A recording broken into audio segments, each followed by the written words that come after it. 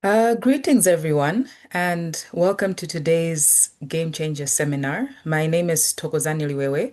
I am a Biosecurity Game Changers Fellowship alumni and co-coordinator of this seminar series, working alongside Sandra Martini, who will be moderating today's session.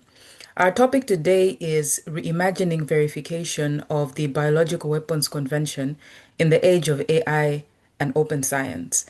Today's discussion will explore what rapid advances in AI and the expansion of open science mean for strengthening verification mechanisms under the BWC while ensuring that scientific innovation continues to thrive responsibly.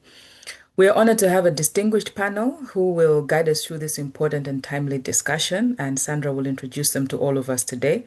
So feel free to engage and ask questions in the chats that are available on your screen, particularly the Q&A section. Please ask questions, whatever questions you may have. Without further ado, I will now hand over to Sandra, who will take us through the rest of the program today.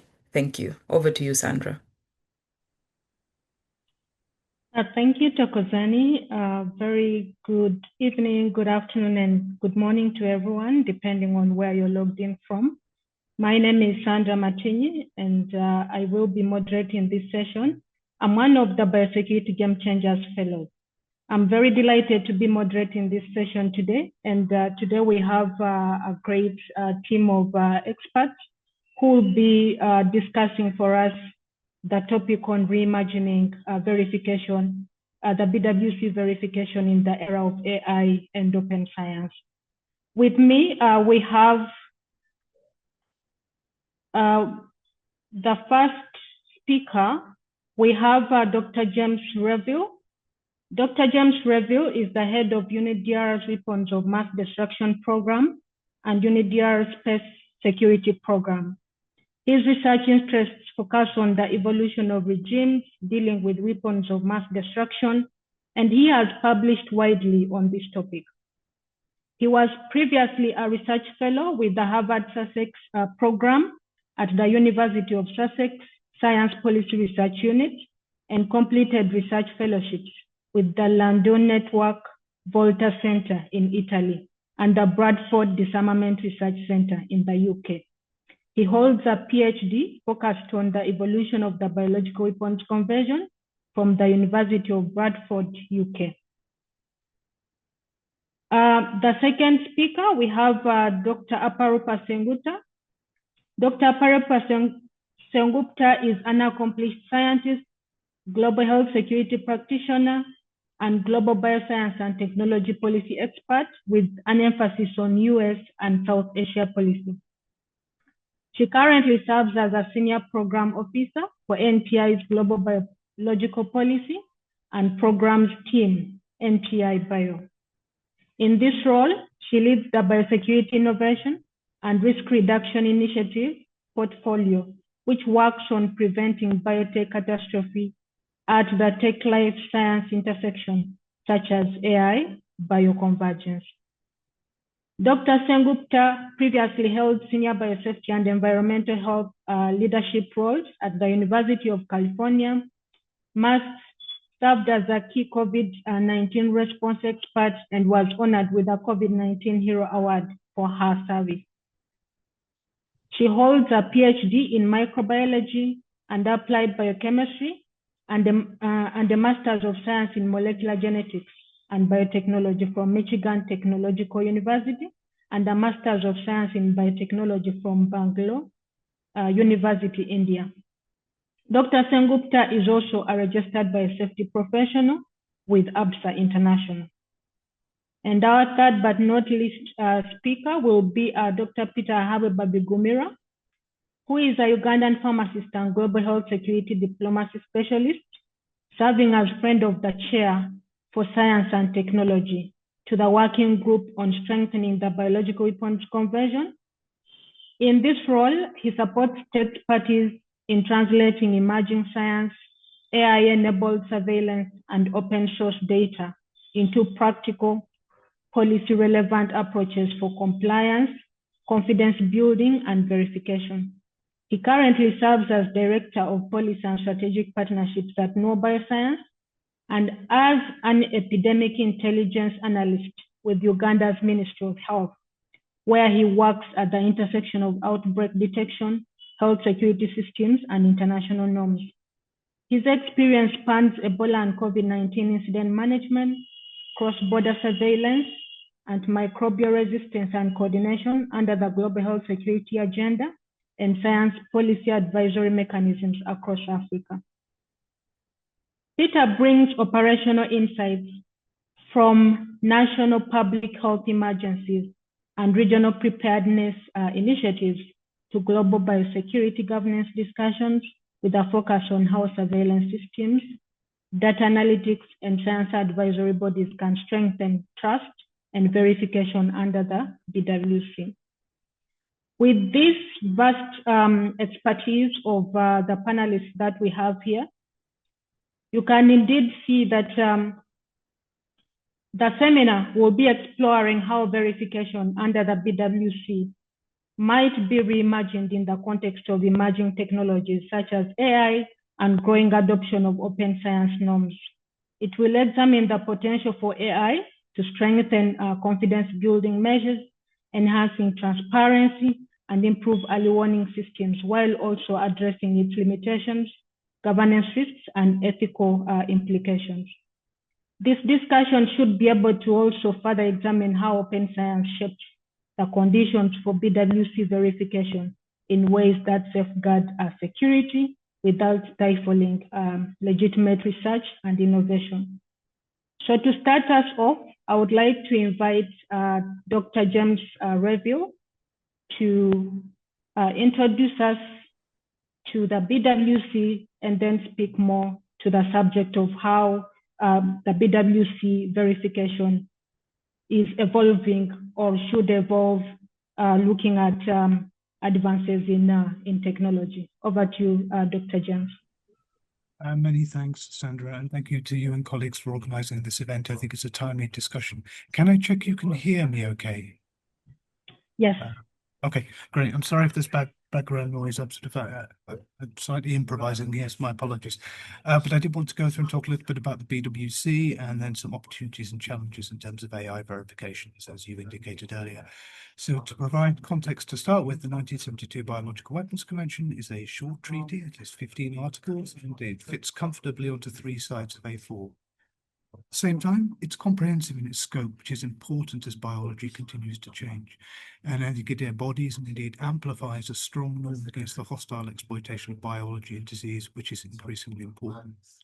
I think the treaty itself has also, through working group meetings, through review conferences, through past intercession programs, it's also demonstrated a really strong convening and mobilizing power, and also help states translate an international treaty into national law. So there are a number of really strong benefits to having this 50-year-old treaty. It also has some measures to address compliance. So Article 5, under this measure, states undertake to consult bilaterally and multilaterally and cooperate in solving any problems related to the implementation or objectives of the treaty. And then under Article 6, states have the right to request a United Nations Security Council investigation in response to alleged breaches of the BWC. So there are some provisions there. At the same time, there are also limitations in the BWC. It has limited operational capacity to prevent, detect, or respond to biological weapons. And it has no verification mechanism, which is a challenge. And this is despite a concerted effort in the mid to late 1990s to negotiate a protocol that included a verification mechanism among a number of other components. But this ultimately failed in 2001, and for the last nearly 20 years until 2022, verification really wasn't a topic of discussion. And that has changed at the 9th Review Conference in 2022, whereas the working group has established to strengthen the convention, which has a mandate covering 7 key topics, one of which is compliance and verification. I think this is an important step and an important window of opportunity. And we've seen several discussions on this topic and some progress in thinking around this conceptually over the course of the working group.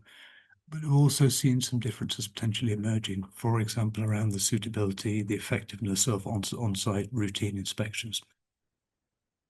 And as well, more recently, I think interest in verification has been given an additional boost because of the remarks of US President Trump at the UN General Assembly last year, where he indicated the US would lead an international effort to enforce the Biological Weapons Convention by pioneering an AI verification system that everyone can trust. I think it's fair to say this statement has stimulated interest in tools and AI tools could do in verification of the BWC. And for a treaty that doesn't get a great deal of attention, I think it's something that we should welcome, these high-level remarks. It gets people thinking and talking about biological disarmament-related issues. And I would argue these issues are not going to get any less important. It's also triggered thinking and work around what could AI and open source data play? What role could it play in terms of enhancing verification? And we've seen in December last year, there was a follow-up side event from the US in which the Undersecretary for Arms Control and International Security, Thomas DiNanno, laid out some of the opportunities of what this could do. And try and bring that together with some work that I myself have done and others in terms of how this could help, because I do think there's an important potential role for AI here. So I would argue that AI can play a role in assessing confidence building measures. Sorry if it's background noise. Yeah, it can help with assessing confidence building measures, and these have been submitted by just over 50% of states. Could also play a role in aggregating and analysing a wide array of open source material, ranging from national policies and laws, to a range of other materials that could be available, financial and administrative data, information on research facilities and activities, public health outbreak data, some of which is publicly available. And as pointed out, you can use this AI processes in monitoring BWC relevant supply chains. So there's a lot that could be done in combining and harmonizing open source data. At the same time, I think there are real challenges and limitations of what we can be doing. Sorry, can you hear me okay, or is it becoming more distracted? Okay. Yeah, if it's helpful, if you want to pass on to another speaker, and then I can try and find somewhere quieter, Sandra, if you prefer. My apologies. Yes, I think the noise in the background is getting louder, and it's becoming quite difficult to. I'll find somewhere quieter.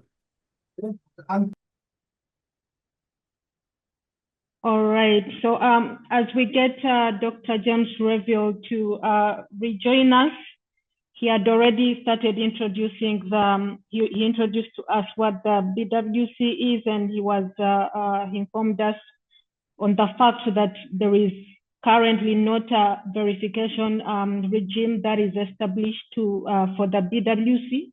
He'll come back to follow up on that discussion, but at this point, I would like to call upon our next speaker, and that is Dr. Aparupa Sengupta. From her bio, as I read, and the experience that she has where she sits, looking at how these technologies are evolving and how they are intersecting, one of the areas being intersection of AI with biology.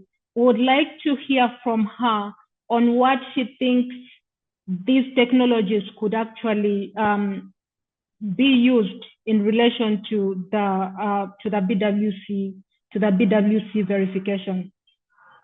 So, Dr. Sengupta Aparupa, over to you. Let's hear your views on this topic. Thank you, Sandra. And first of all, thank you for having me here today. I'm really glad to be in this panel with my esteemed colleagues, Dr. Revel and Dr. Peter Amve.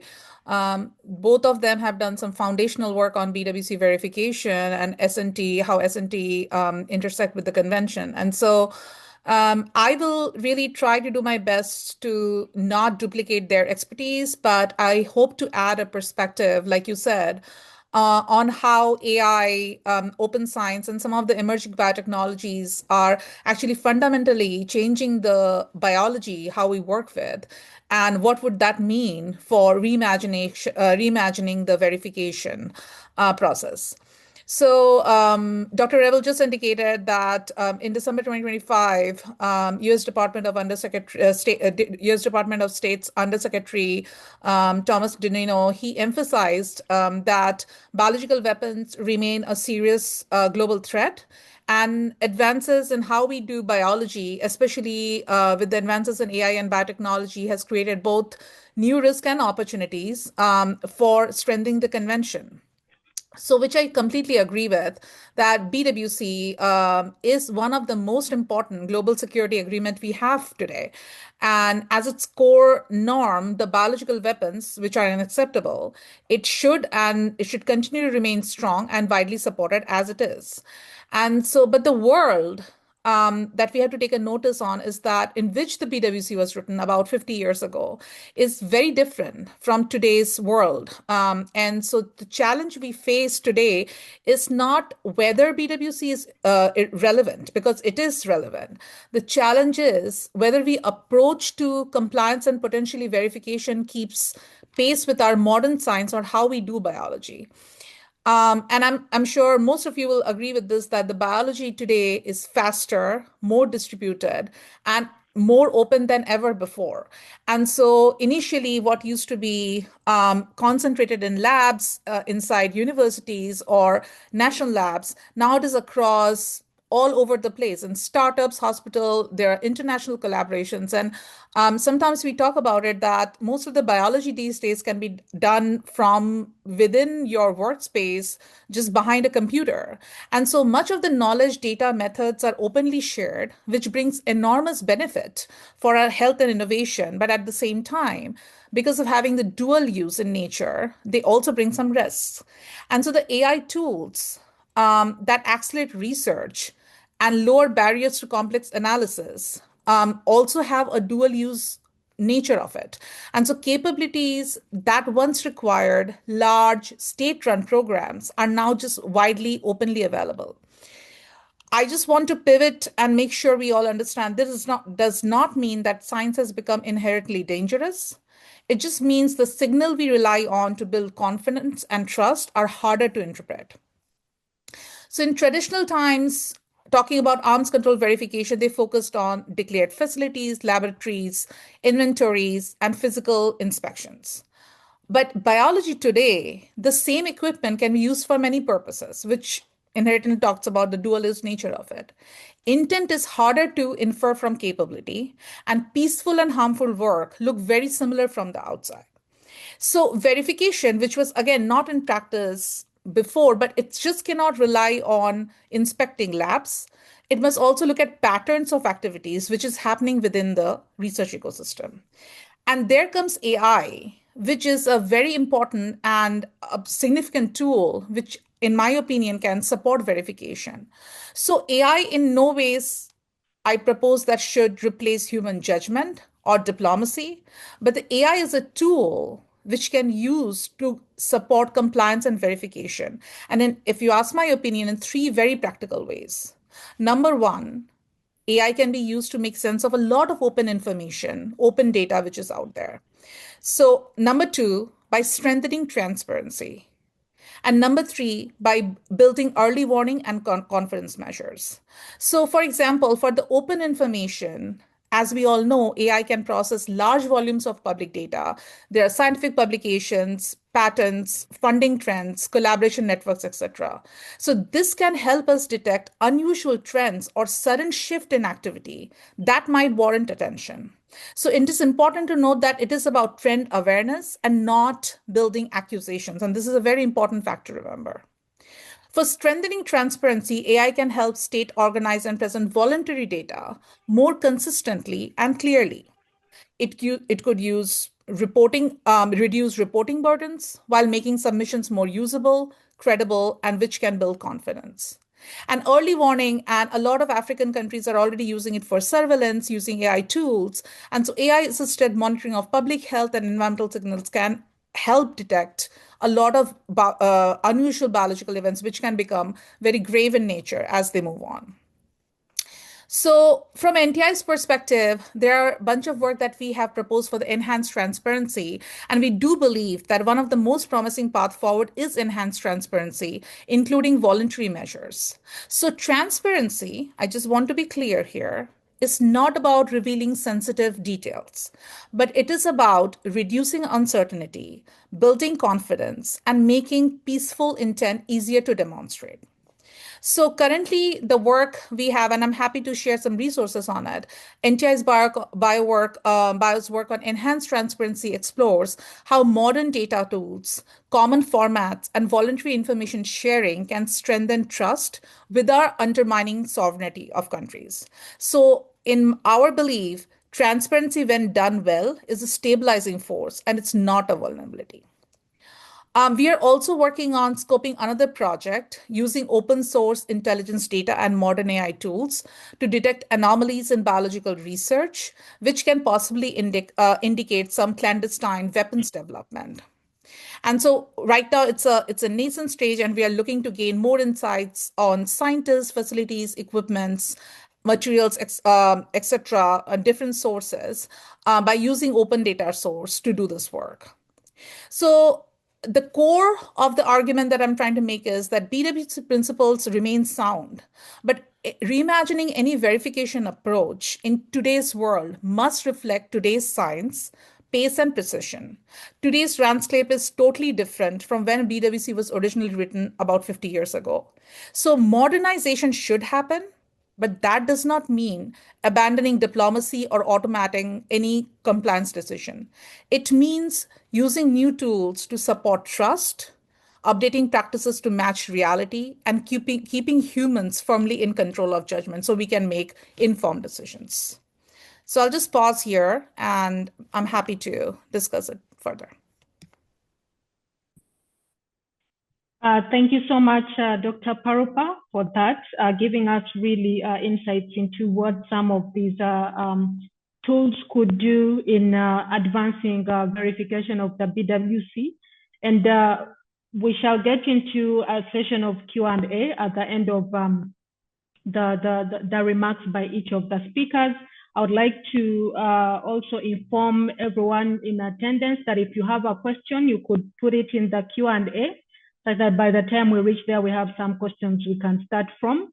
But at this time, I would like to now go back to Jamie to be able to, speak a little more on the topic that he had started on, and very specifically, he could paint for us some of the realities when it comes to envisioning utilization of some of these technologies in thinking about the verification of the BWC. Back to you, Jamie. Thank you very much, Sandra, and apologies from my side. I'm mortified to mess up the timings, so sincere apologies. And I'm hoping part two will go better of this presentation. I should also add, there has been very much to help, because I think Aparor has covered this well in terms of the potential tools, and I would certainly echo the point you raised towards the end, that I think any mechanism needs to reflect today's science. So I also there are a lot of tools and a lot of open source data which is available to us, and I think combining this and harmonizing this data can really help us get a clearer picture of what is going on in a state or a facility. So I think there is a lot that can be done. At the same time, I do think there's political, technical, financial challenges to translating AI tools into a credible verification mechanism at the multilateral level. So I'll go through a couple of these if that's okay. I think that the first is that despite the growing volume and variety of data, not all data is going to be equally available across all countries and for all facilities. So we're going to need to find ways to get additional data to inform any sort of verification related discussions. This could be achieved through an expansion of the CBMs and trying to increase participation in such measures, or potentially through legally binding declarations. This was something which was discussed in the protocol in the 1990s, as well as something that's been touched upon in the work of the working group more recently. Whilst this is possible, I think at the moment opening CBMs up for discussion or trying to develop legally binding declarations could actually be quite difficult.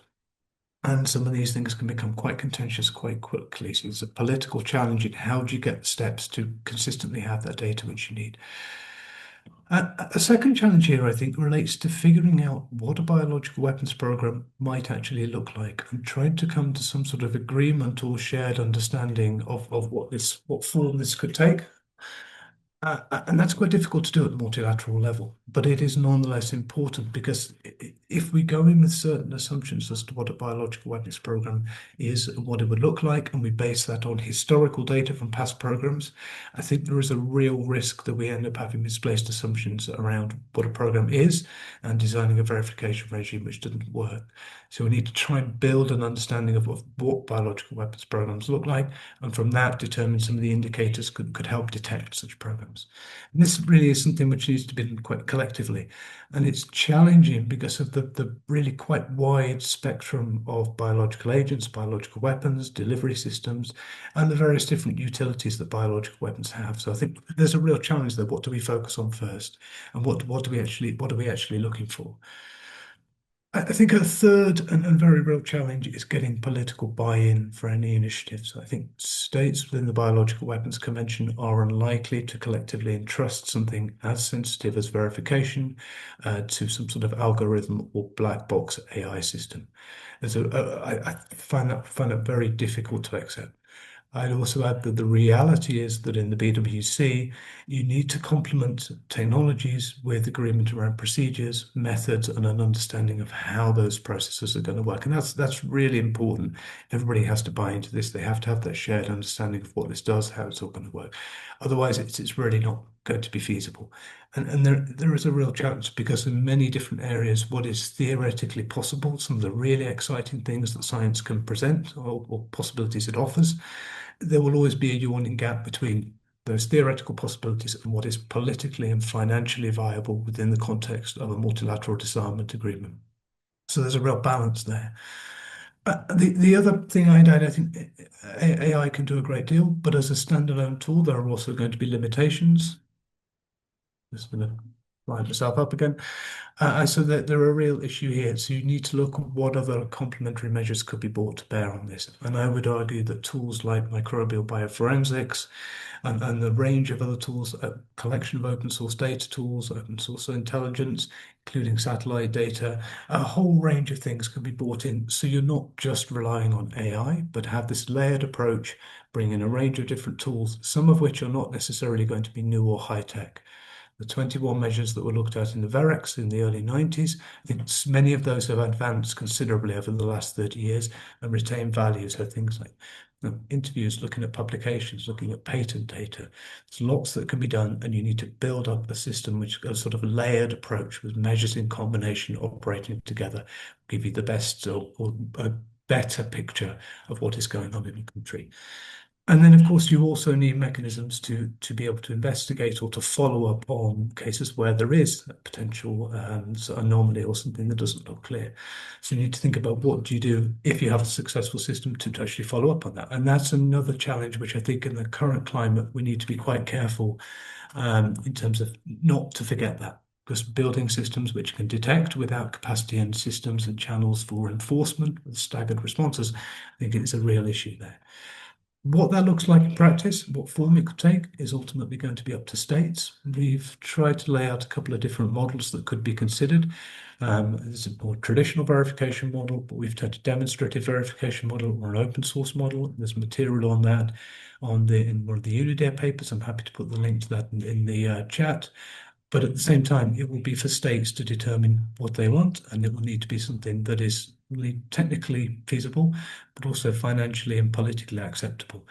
So what combination of measures can be done? And I think that's a really interesting and important discussion to continue to have. The light's gone off for a third time, Sandra, so I'll turn back to you. But thank you very much, and apologies again for the inconvenience and some of the issues with the connection. Thanks. Thank you so much, Dr. James Reville, for those remarks. At this point, I would like to move on to Dr. Peter Ahabwe Babigumira, who will be able to offer us more of a practical and implementation-oriented lens, especially from the Global South, on how these verification principles and some of the advisory mechanisms that have a number of times been discussed might operate at national and international levels, and also a bit of how science diplomacy And still these mechanisms, advisory mechanisms, can foster confidence and compliance. Over to you, Peter. Thank you, Sandra. Can you hear me well? Yes. Okay. Yeah, first of all, going after my two colleagues, I'm so happy they have said everything. So it allows me to go a little bit back. Why do I want to go back? If we're talking about the potential for AI in verification in Africa, we need to first ask ourselves, what's the current situation in Africa in terms of digital technologies in general? Because it's not just AI, it's the stuff like the digital ledger technologies, blockchain. There's a lot of stuff that can help with verification of the Biological Weapons Convention. So the issue then is, why do many technologies fail? And how do we ensure that these technologies would, first of all, succeed? Jamie raised a very important point. Verification is not a technical problem. And a lot of scientists, me myself, now associating more as a diplomat, understand now that a lot of scientists think verification is just about the next great tool or the next great technology to solve all the problems. Verification is about building trust. Trust comes from conversations, comes from mutual understanding. So a lot of the legitimacy of any verification system does not rely so much with the technology, but with the acceptance of that prescribed set of technologies. That when we put A, B, C, D, E together in this way, in this setting, then we can consider it a verification system. So it's important then that if we want to build any of these AI or any other digital backed technologies in Africa, there are some things that I want to bring out. One is co-design. I remember the BioPrevail showcase in December at the sideline of the meeting in Geneva. We need to co-design these AI tools. You cannot sit, like Agarupa said, you cannot claim you're going to create an AI tool acceptable by all by yourself. That will never work. And the co-design is not just with different countries, but even with users. You have to go all the way to my village in Kambuga, in Kanungu district, and have that if the lab tech in that lab picks up a particular thing and it enters maybe through digital technologies or AI or whatever in your system, and you come to Uganda and say, we have reason to believe that maybe some dubious activities are happening in Kanungu or in Kambuga. Uganda needs to accept that this is within what was agreed and this constitutes an issue or a problem. This is within the verification regime. You can't sit all the way in, Palo Alto and figure that out by yourself. Secondly, uptake depends on predictable financing and long-term serviceability. I always joke when I tell people that people say, oh, AI is going to take over. Right now, as I speak, we had a power outage for about 6 hours at home. So if AI comes and there's no electricity and there's no internet, how is AI going to take over the world? How is an AI-based verification system going to work if all the servers in a host country are offline? If there's issues with C cables and stuff like that. If there is no financing to sustain them. And then finally, it's important that technologies complement and not replace. This is a very common pitfall, whereby every new developer says, I finally have the magic bullet that will solve all problems, ergo everyone should adopt my standard.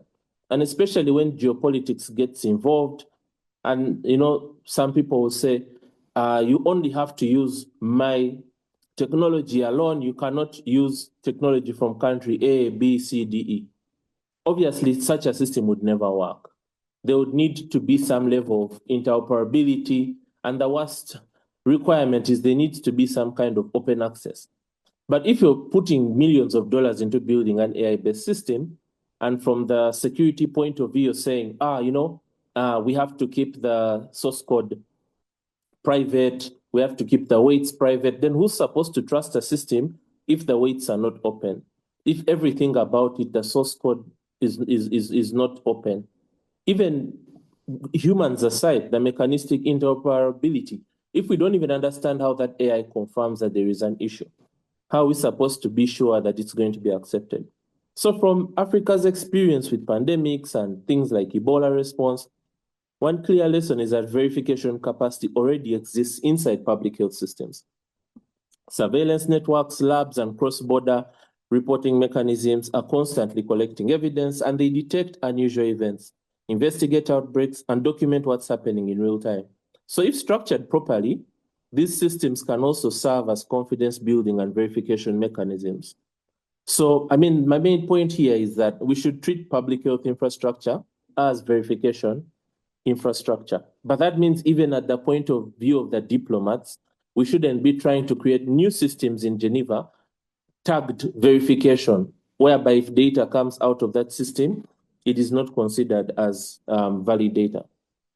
Another very important point to note is the role of science and technology advisory boards, committees, teams. You know, having these standard advisory boards is important for the verification regime because, like Jamie mentioned, one of the beauties with the BWC is that it really bans an entire category. For just 4 short pages, it's quite comprehensive. And for me, one of the most beautiful things that I learned from the diplomats was the general purpose criterion, whereby rather than focusing on lists of equipment or lists of pathogens, we focus on the intention and the purpose of activities to determine whether or not they're legitimate or illegitimate. But this can't be left to diplomats alone. You need to have a trusted team, independent, trusted team of scientists doing real scientific work, meaning don't ask them political questions. But from the political questions, identify issues where science can inform and understand. Now, without continuous technical function, states are always reacting to change rather than anticipating it. An advisory body really provides horizon scanning, independent analysis, and even translation of complex science into policy-relevant advice. It really reduces surprises and builds shared understanding. So in short, it institutionalizes foresight, which is essential for credible verification. Just like I told with the general purpose criterion that the brilliant diplomats who put this thing together, building an adaptable verification regime that is not rigid in nature or locked down to particular technologies, because those who seek to evade the regime will just have a very easy way out. Finally, I think there remains a lot of national challenges, but also these present as opportunities. And the biggest challenge is perception. I started off by praising public health infrastructure. But in many countries, public health infrastructure cannot be used for verification because of a perception that that is arms control. That's the military domain. That's political. And this is for goodwill and public health and science. So we need to kind of break down that perception that arms control, non-proliferation is a military issue. It's a war-fighting issue. And civilians probably shouldn't do it, and maybe it should be left to military and the diplomats only. Because then you're expecting the Ministry of Foreign Affairs and Ministry of Defense in Uganda to be the home of the verification regime, to start setting up verification labs and not use the existing public health infrastructure. So verification really is seen as scrutiny or some kind of punishment. But when we frame it differently, for example, strengthening labs, improving detection system, and supporting preparedness, it becomes mutually beneficial. And here I really want to nod to the chair of the working group, the friends of the chair, and all the friends really taking part in these negotiations, including next week in Geneva. When you read the different versions of the draft report of the working group, you can see very many targeted efforts, things like lab networks and stuff, which are really meant to build capacity, especially in the global south. It's just that sometimes that, I don't know, again, due to lack of technical advice, maybe some diplomats misunderstand those as just, capacity building for benefit's sake without understanding how all this infrastructure builds towards the verification that we want itself. So the opportunity here is really that alignment. The same systems meet international health regulations requirements can also support the BWC confidence building. And we don't need powerless systems. We need smarter use of what already exists. My final point is really on surveillance and sovereignty. And a core concern is that sharing surveillance data may compromise state sovereignty. Many of you know the example of Omicron. South Africa, as a member state, really did its best to share as much as it knew, but in essence, they got punished with all these kinds of blockages. And this is an issue that has never been fully addressed. Even now, as we talk about the pandemic treaty and the revisions of the IHR, there's still a lot of ambiguity over how best to address things like that. Now, if that can happen in international health regulations and public health, how willing are member states then to participate in a verification regime if they are likely to face such illegal interruptions to their trade and travel? So verification does not require sensitive raw data. It really requires those patterns, indicators, and trends. And if we can share those signals rather than secrets, aggregated information rather than operational details, we really can build trust without exposing vulnerabilities. So transparency and sovereignty are not really opposites, but with the right design, they can reinforce each other. And I will especially say that there needs to be a mechanism by which states can get readdress or really bring up issues if these verification or these public health systems are being abused by some other states to punish them or to put unfair, let me say unilateral coercive measures. Over.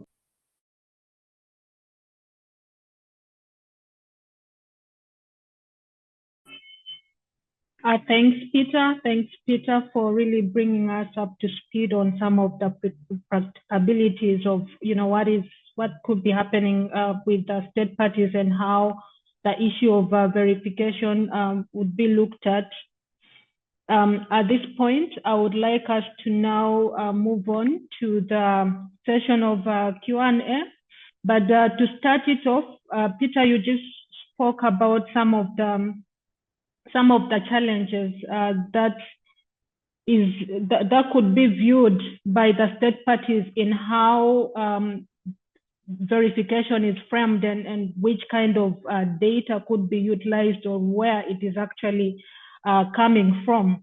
I would like to pose this question, and maybe the other speakers may want to as well, respond a bit to it. And the question is, what are some of the other, big trust barriers that you may see among the state parties? And what are some of the practical steps that you think could help overcome these barriers? Thank you so much. So I'll be very brief. I think the biggest barrier is fear that the shared information will be used politically rather than cooperatively. I gave the very good example of Omicron.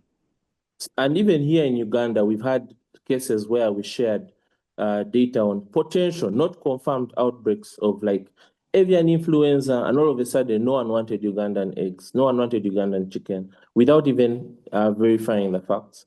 So states need reassurances. They need that assurance that transparency strengthens security, not vulnerability. Over. Thank you, Peter. Any other panelists who would like to take a shot at that? Perhaps I can add a couple of points, Sandra, with your indulgence. Is that okay? Yeah, Yes, so I think there's practical issues, I think, in terms of a verification mechanism. How are you going to deal with the costs of that in a sustainable manner? There'll always be a challenge trying to balance find a balance between an intrusive system, which is actually going to look into what a facility is doing in any depth, and then preserving commercially sensitive information. So there's real challenges trying to reach a balance there.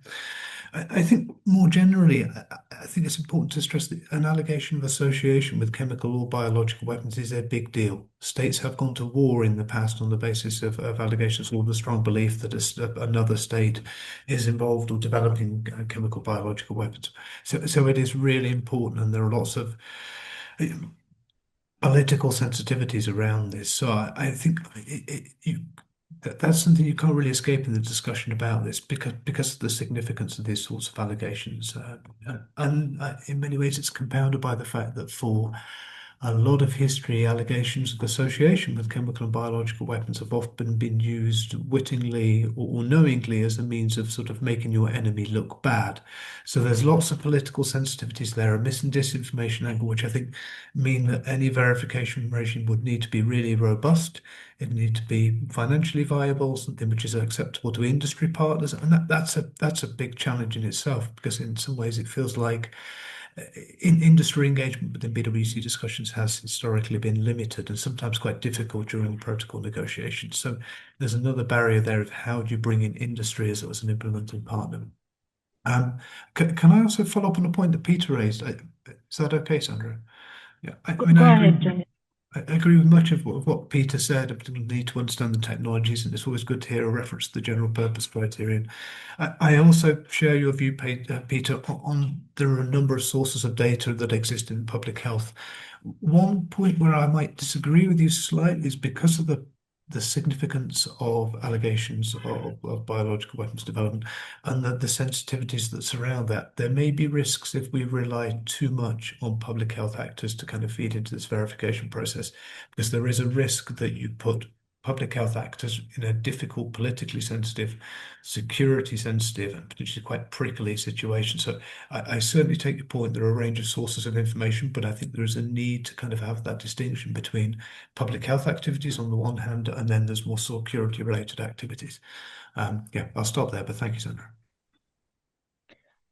Thanks, Jenny. Yes, Sandra, can I Aparupa. just very quickly, I just want to jump on one of the James, actually Peter and both James' point. And so the point which, so I agree with his latter point, which he said, but to his earlier point, I just want to present about the barriers in verification system. I just want to clarify because when in my opening remarks, I was framing that how AI could be used, and AI really could be used for multiple, in a multiple way for as a tool for verification process. But one, and there are multiple questions and from the audience also on this, how we are using AI for verification is very important to understand in terms of where is the data coming from. So not only which AI tool is being used, but how is the data curated, who has the access to data, and how genuine is the data.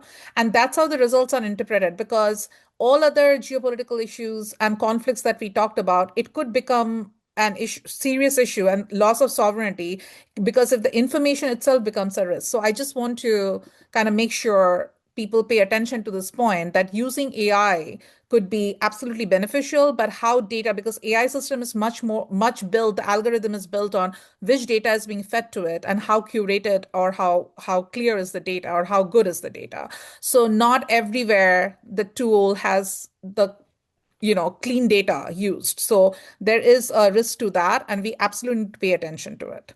And hence, I mentioned my earlier point, human interface or understanding where it is coming from is very important in this kind of verification or re-verification imagination. Thank you, Aparupa. And actually, there is a question from the audience that is quite aligned to that. And the question is, how can the global biosecurity community ensure that providing AI verification programs to underserved countries is done in a way that is ethical and effective? And then again, here the issue of trust is being raised. Do you still want to add a comment to that? Are you addressing the question to me? Yes, Aparupa. I would just say this is again, I would say maybe Peter or James can take a stab at it, not trying to put them on the radar. But my point is again, which AI tool is being used?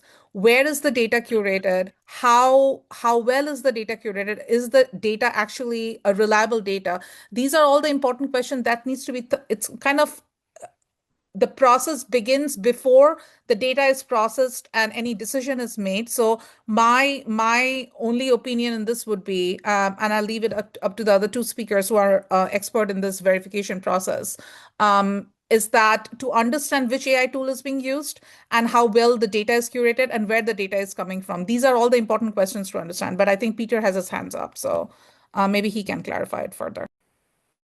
Peter, over to you. Yeah. So one thing for me, when I want to look at the example of a more mature system, that's the Comprehensive Nuclear Test Ban Treaty Organization and their network of these monitoring stations, including one in Imbarara, just a few meters from the university where I was for 5 years in medical school. But the whole time that monitoring station was there, I tried to dig around. I went to the Ministry of, I think, Geology and stuff, just trying to see, is the country using this data? Does the monitoring, do we benefit from the monitoring station? Who's covering the costs of maintenance, staffing, and stuff like that? When you look at the system in the CTBTO, it's a massive system in almost every country in the world, and it does a lot of things, but it's also a very expensive system.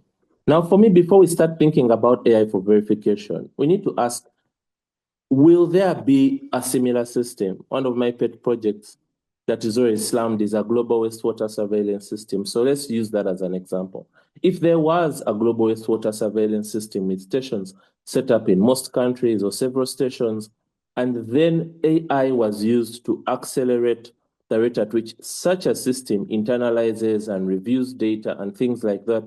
And to Jamie's point, I really agree with him. If you mix public health with verification, they may be issues. So let's say we had a verification-only global wastewater surveillance system. Who would pay for it, you know? And in such a system, that's when I would envision us asking, how can AI make the analysis easier? And if you go and read about the CTBT and the IAEA, these are organizations already at the maturity level where you can ask such questions. Can AI make their work easier, faster, things like that? So for me, it comes back to how do we bring back these systems to African countries and then say, you have landslides, you have mudslides, you have antimicrobial resistance, you have maternal-child health, you need to do roads, you need to do air travel. This is this super expensive verification system that you also have to pay for. Verification is nice. It's good for everyone. Here you go. I don't know if that could be a very good marketing pitch. So for me, I think we need to find a way of building a system that works, but that is also not a burden. And sometimes people romanticize that with AI, we are going to skip all the physical infrastructure, all the human personnel, and all the things that make up a verification system and an organization. A lot of people talk about the AI verification conversation without even talking about a BWC organization, strengthening the ISU, strengthening ODA, or any of these things. So I wonder, will this AI work in a vacuum? Are we going to create new institutions outside of the BWC, things like that? Over. Yes, Peter, thank you so much for that. I would like to move on to the next question, and this is by Terence Taylor. Jamie, this is to you. The term verification is in the arms control world, a politically charged term that raises unrealistic expectations. The valuable discussion today has been about enhancing compliance. Is it not best to describe the process in this way in political and scientific debates? Jamie, would you like to take a shot at that? Yeah, thanks. Can you hear me okay, Sandra? Yes, Okay. yes. Forgive me if the light goes off at some point. I'll wave occasionally. No, I appreciate the question from, I think it's Terry Taylor put it in there. I'd agree on the need to manage expectations. I think perhaps to provide some context from my side when I'm talking about this, I kind of understand verification as being an agreed process of collection and analysis of data, with sort of agreed procedures for doing that, which is used to inform judgments around compliance with treaty obligations. I think there are two parts to that. The first bit is a more technical data collection and analysis process, sort of technical anyway. And then the second part is going to be a political judgment, which is based on that data collected, but it's also going to be based on national technical means and intelligence that's been collected and a whole range of other factors. So I think splitting it into two parts. Now, I would argue, I think AI can play a role in both, but certainly if you're thinking of the multilateral context, I think there's a particularly useful role it can play in collecting, collating, managing data in that first segment of the discussion, kind of around like that technical analysis and data collection, less on the political judgments, which is something the states will do. At the same time, I share the view that, I mean, we do need to manage expectations around what would be possible through any verification regime, given the range of possible biological weapons that could be developed, the range of targets, the range of means of delivery.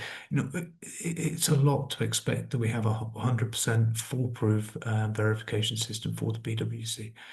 At the same time, though, I do think we can do much better than what we currently have in terms of the CBM measures.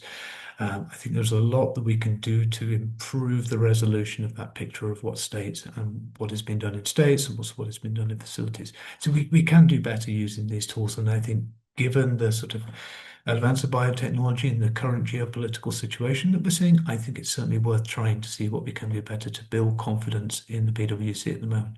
It's served us very well over the last 50 years, and I hope it continue to serve us in the next 50 years, particularly if we could build confidence in compliance in the current situation. I'd also just like to echo a point that Peter raised, I think, in terms of if you want to do this, as we've seen in the past, you can't just focus things on verification and expect everybody to go along with this without, particularly for many states who perhaps don't prioritize biological weapons in their national security thinking. Many states have a significantly higher disease burden, which is understandably a priority. So if you want to bring them into this process, and you do need to have everybody involved, or as many states as possible involved, it does need to be part of a package of measures which attends to international cooperation, the provision of assistance under Article 7, this whole collection of measures, which I think will be important to achieve if we're going to do this. Yeah, so I just want to echo that point, because the focus on verification is important, but just trying to do that, I think, will be quite difficult politically for many states to come along with just focusing on that. Back to you, Sandra. Thank you. Thank you, Jeremy. Peter or Aparupa, if you have 20 seconds of a comment on that. But if not, I'm happy to move on to the next item. All right, so at this point, I would like to really take the opportunity to thank our speakers, Dr. James Reville from UNIDR, Dr. Aparupa Sengupta from NTI Bio, and Dr. Peter Babigumira Habwe from Nobel Science here in Uganda, for taking the time to come and discuss to us this very timely and important discussion, which has been, which has been going on in, the discussions have been going on in Geneva. And, you've spoken to what the convergence of technologies, what AI could actually be used for in the arena of verification. I would like to also take this time to thank so much those who made time to join us for this seminar, and also thank the team that was behind the organization of this seminar. I would like to inform you that we will have the recording from the seminar put up on the socials of Brown University. The details are coming up, so in about a week you'll be able to see that. But in the meantime, you can check the website or LinkedIn for some of the sessions that we've held previously, very, very great topics that we've previously discussed. And then also we have one of the fellows who has been hosting a podcast, a Biosecurity Game Changers podcast, that is by Dina Nasike. You could plug in, check it out on YouTube, Spotify, and any other platforms on which you could access this podcast. With that, I would like to wish you all a good morning, a good afternoon, and good evening, depending on where you logged in from, and see you for the next seminar.